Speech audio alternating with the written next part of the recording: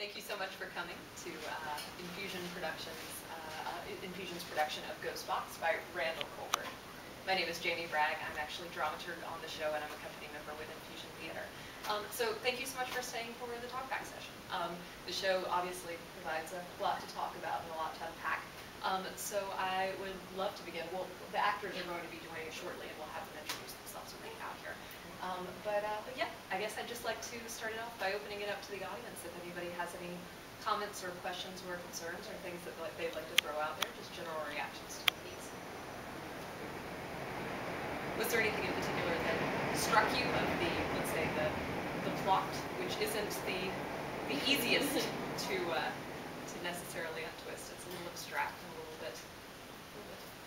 Well, I was struck by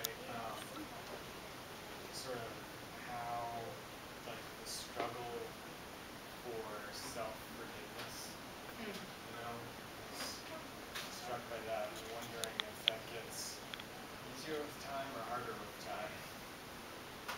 And, I mean, but also seeing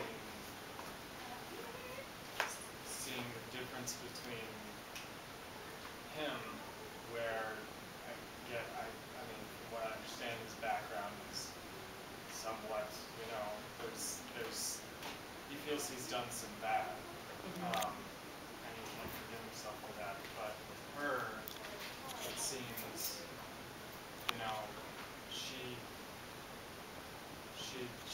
it seems like she feels she made one mistake or something and can't forgive herself. Could you speak a little bit to what you think that mistake might be?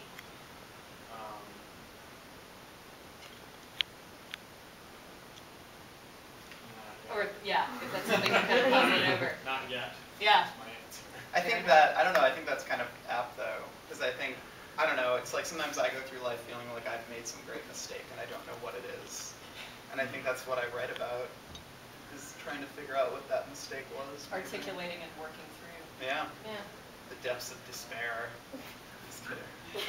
That's all a lie, really.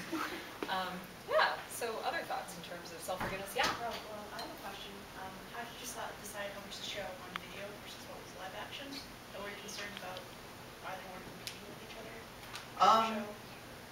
Not necessarily. I think that it was, I think that I just kind of, I mean, I wrote it knowing that there was going to be a video element because that was something that Mitch and I had talked about when we conceived of the piece. And it was something I really wanted to work with. So it was the first time I'd ever written a show with sort of a multimedia element.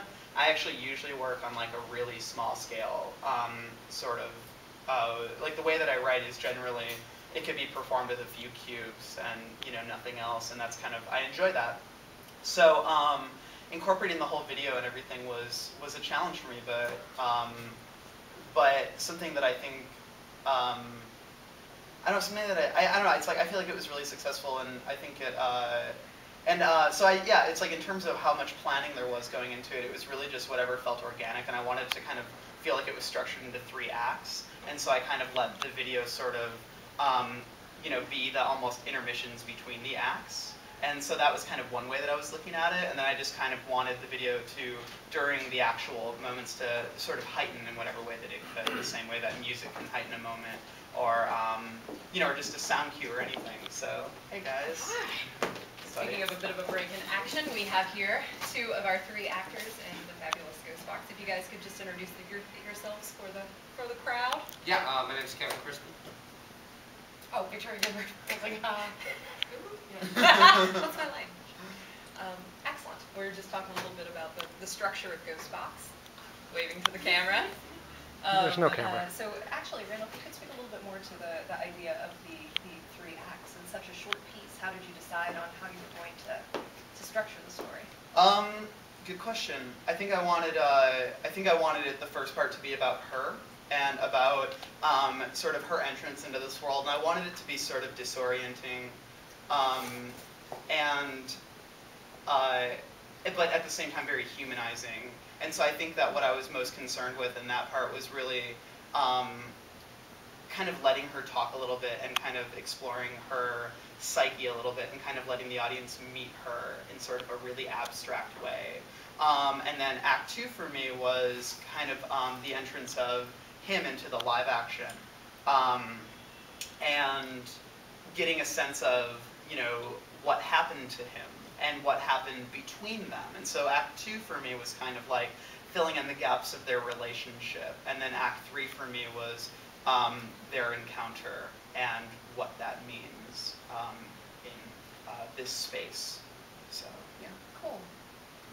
Any thoughts as to the structure of it? Were there moments where you felt like it was over-explained or under-explained? Like, were there, I mean, it's a challenging text. Were there moments where you felt, and I definitely want to speak to the actors in a moment as well, moments where you felt lost in a good way or lost in a perhaps less than constructive way?